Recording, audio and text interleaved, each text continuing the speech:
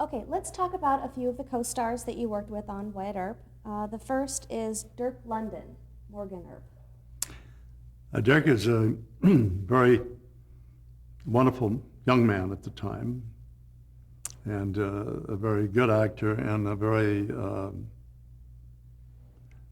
very solid professional, and but a very pleasant person. You know, always a nice smile, and the crew liked him a lot. John Anderson, Virgil Earp. Same thing. Older, as he should have been, and very, very solid. He and Denver Pyle were very much alike in that way. Again, all the people that had any kind of sustaining roles on the show were true professionals, and they were very, very good actors. Morgan Woodward. Morgan is one of my favorites. Morgan, I still see Morgan once or twice a year. We had our big Schweitzer dinner last Tuesday night at the Beverly Hilton, and he bought some tickets to that, which helps support the youth organization I have, and really a great guy. And he, one of the first things that we did on the show, he played Shotgun Gibbs, and one of the first things was to have a mutual understanding between us. There was a hell of a fight. I mean, it was a knockdown, drag-out fight, and we both did we didn't use doubles for that. We both did it, and it turned out to be a pretty good fight. But he's a very likable and wonderful example of somebody that has had a good career. I think he made some bucks and was able to retire. But he's a class guy. Class. Lash LaRue. Lash LaRue. Lash only worked, I think, one show, maybe two, and of course he was known when he came to us as a kind of a wild guy, and but he did his part very well, and again, easy to work with, and really wanted to do a good job. Alan Dinehart. Alan played Bat Masterson, and of course, when you think about it, later, and Gene Barry, who did the series, huge difference between Alan and Gene Barry. But Alan was a young actor. He did, I think, a very credible job, and it was a very good role, a sustaining role. I think there were about at least 10 or 15 shows that he was in. The real history of Bat Masterson and Wyatt Earp is quite interesting. And the time that they went into Dodge City, and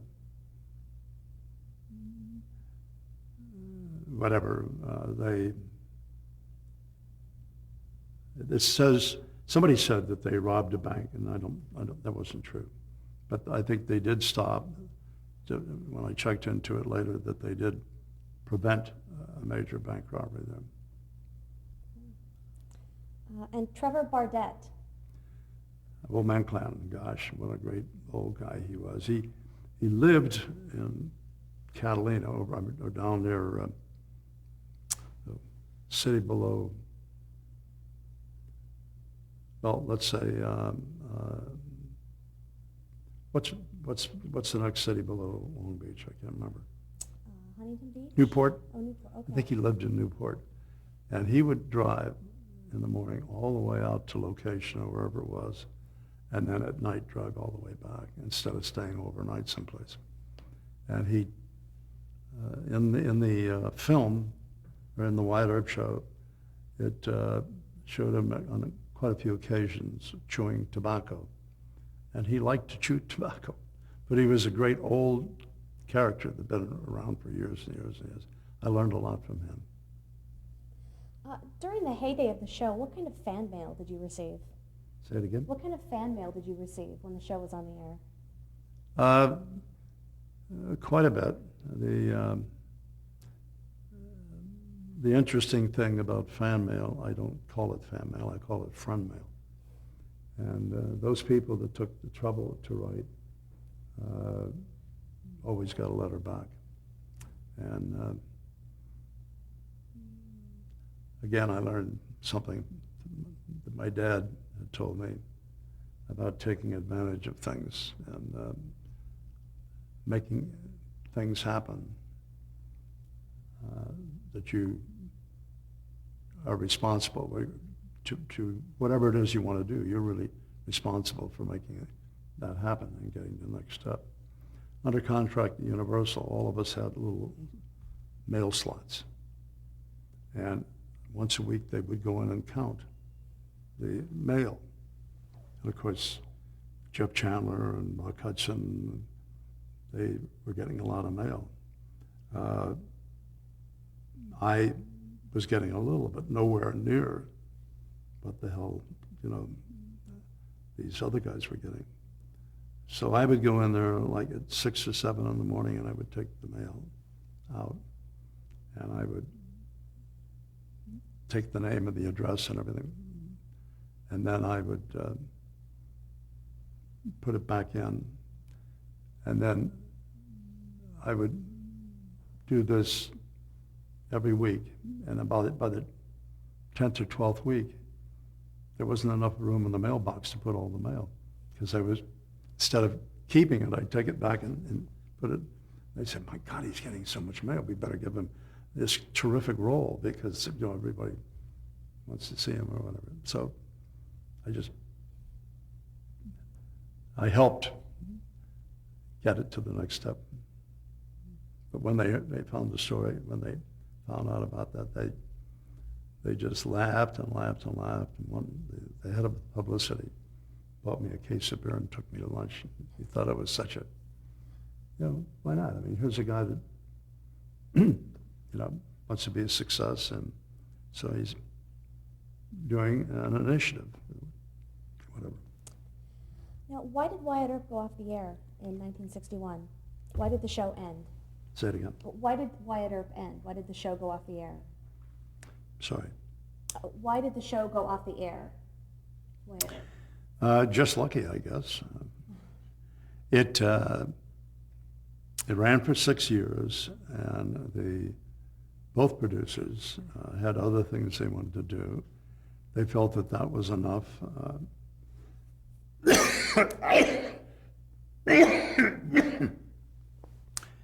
The producers felt that they had enough in the can. It was really a major issue in terms of whether to do the show in color, and they decided they didn't want to spend the extra $10,000. If they had, the show now would be worth so much more. But anyway, they just decided that 6 years was enough. I think they could have certainly gone for a couple more years. And I think ABC would have gone along with that. But I was happy because now I was able to go out and do all the other things that I was limited because of time doing. One way or the other. Do you have a favorite Wyatt Earp episode? The shootout at the OK Corral, because of the history, I guess, would be one of them. And because of old Doc Holliday, Doug Foley, and I think it was one of the favorite ones. But also, it was very authentic. We really tried to make it true to what actually happened. And one of the ways that, and this is what's interesting about doing any character, actually, that any character that I've ever played, whether it be Thomas Jefferson or George Washington, I try to read as much as I can. And one of the favorite ways I found to really get up to speed on someone was to go back and look at the old newspapers. And if you looked at the newspapers of the Old West, Arizona was I think a Republican state, but Tombstone was Democratic, and it was a big political difference. And if you look at, just in terms of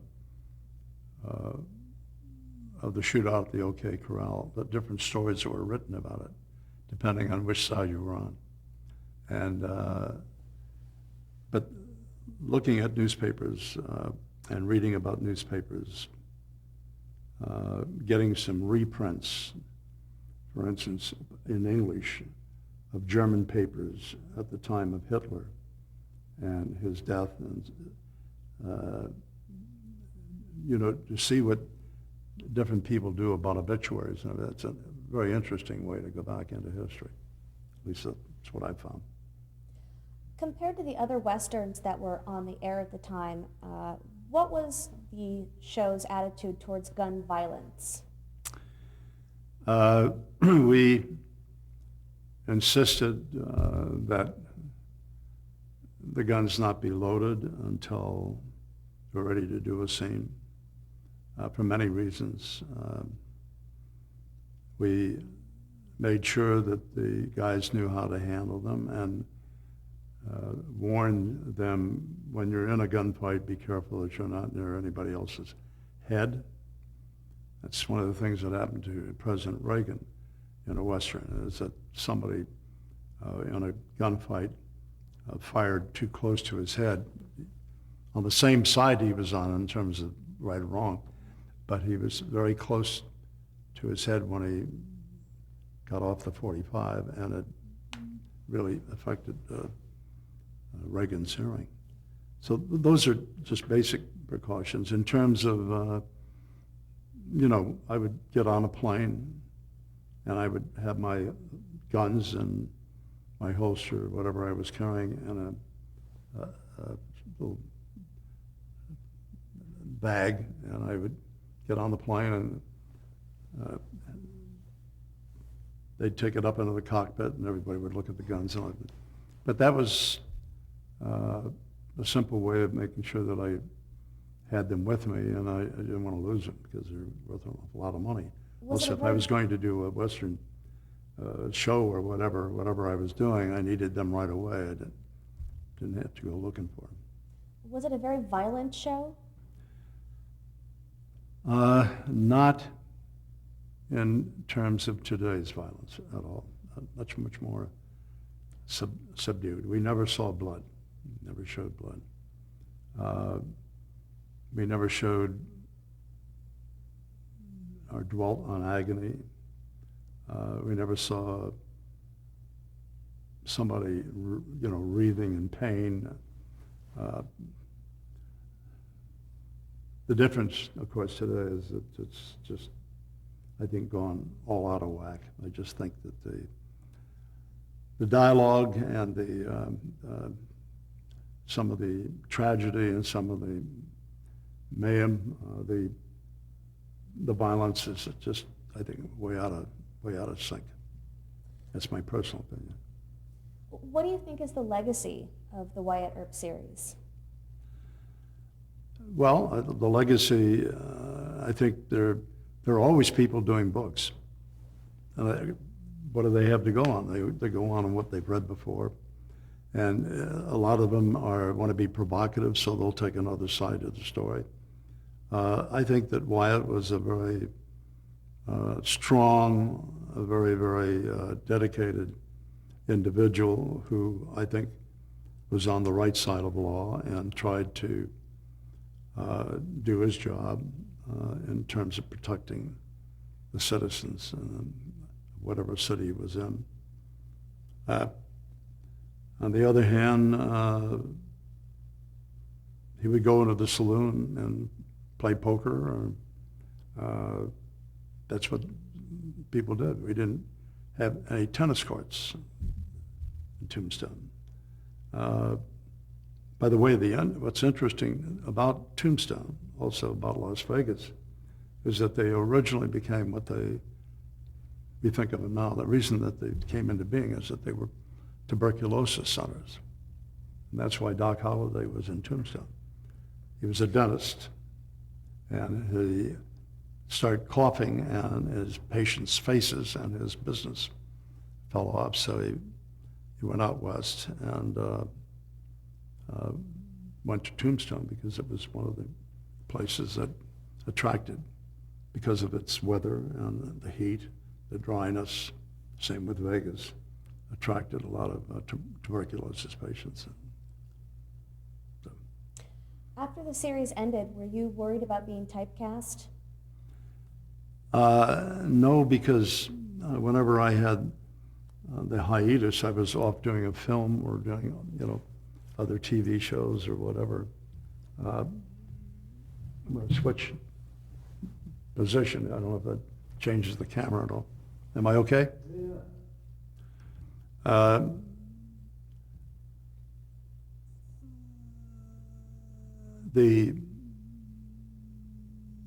I tried to stay away from Westerns and do other things that were provocative and different. And I was fortunately in demand, so I had all the work I could handle. And I enjoyed it. I really enjoyed, doing the live television. I enjoyed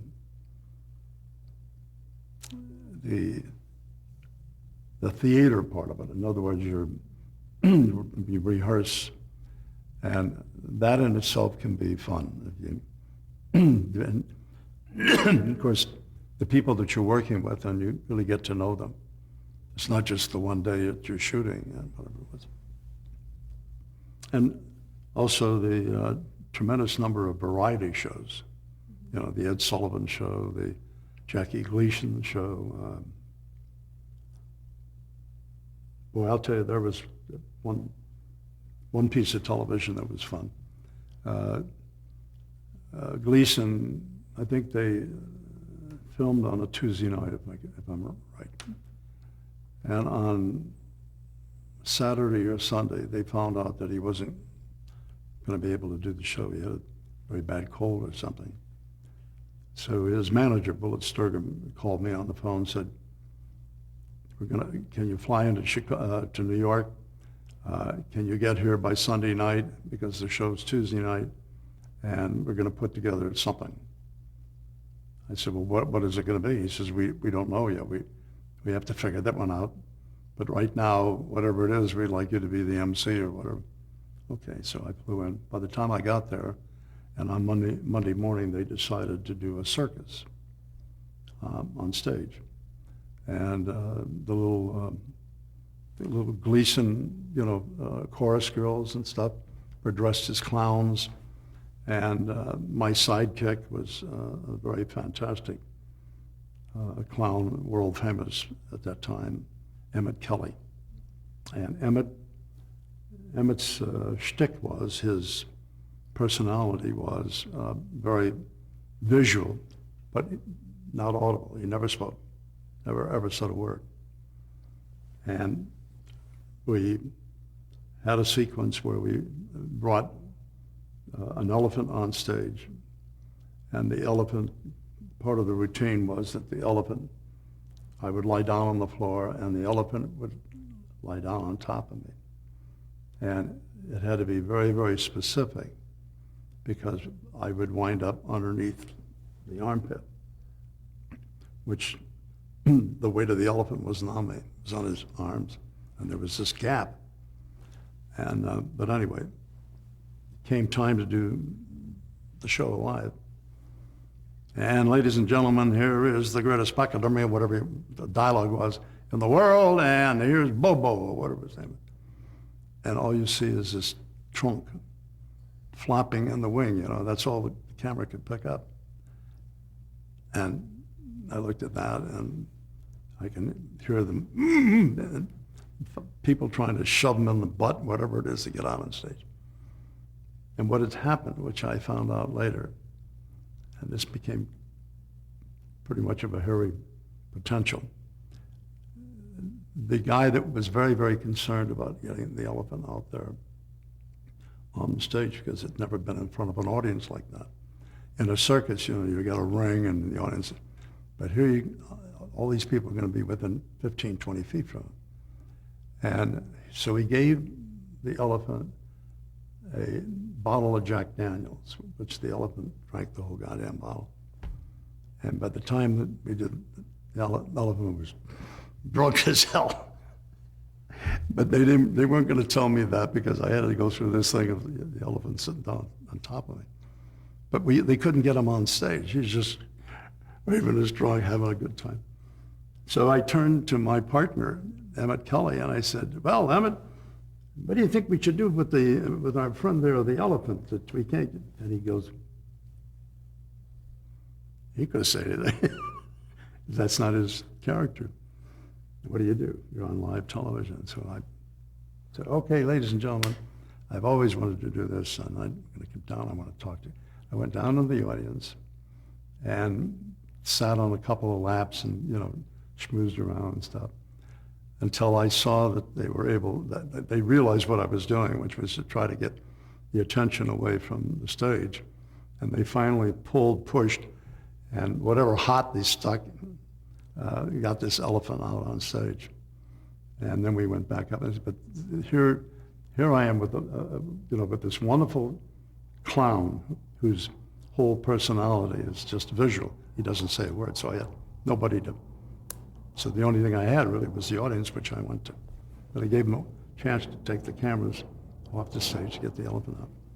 And then there were a lot of very anxious moments, as it turned out, of the crew and everybody when we did the sit down when the elephant's at, because I could see something was wrong. The elephant was, because I didn't know what had happened until later. But we did it, and he did lie down in the proper way, and I'm still here to tell him about it. But things like that, when you're doing live shows, that's part of the fun of it, all kinds of. I remember also doing, and Ginger Rogers was the hostess for a Jim, not Jim Murray, but a Ken Murray on Vine Street, the theater. And she was kind of like the hostess. And I came out and I did my magic act. I used to do sleight of hand magic. And this one thing is with, two pigeons that I produce, right? And the pigeon got very agitated and flew off up into the crowd and started pooping on people. And here you got a live audience. And all I could do is laugh. No way I'm going to get the pigeons back for a while. When they're all pooped out, they'll come back. But it was fun. Let's get back to some of your other early TV appearances. One you had already mentioned earlier, which was Playhouse 90. What do you recall of either one of those two experiences? One was Invitation to a Gunfighter. Say it again. What do you recall about either one of those two episodes of Playhouse 90? Well, I think the Playhouse 90, of all the live shows I did, was one of the most dedicated to giving you time to know what you were going to be doing. I mean, I think we had an extra 3 or 4, 5, 6 hours of rehearsal. The scripts were always very, very good.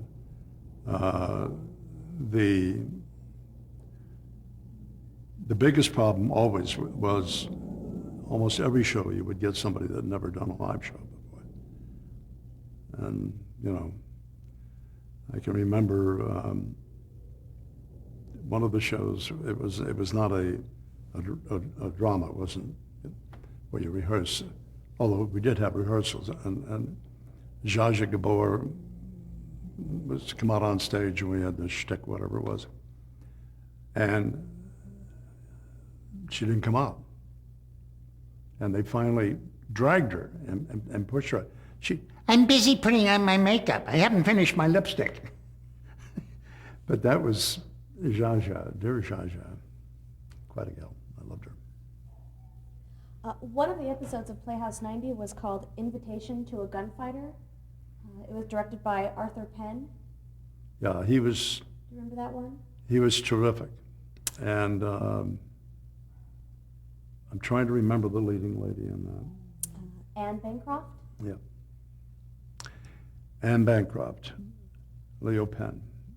I knew that they were going to be doing Two for the Seesaw on Broadway. And I really wanted so much to do that, the play on Broadway.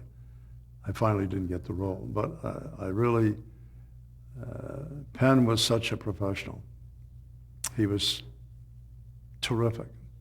And he was a theater director. I mean, he was a director for live theater.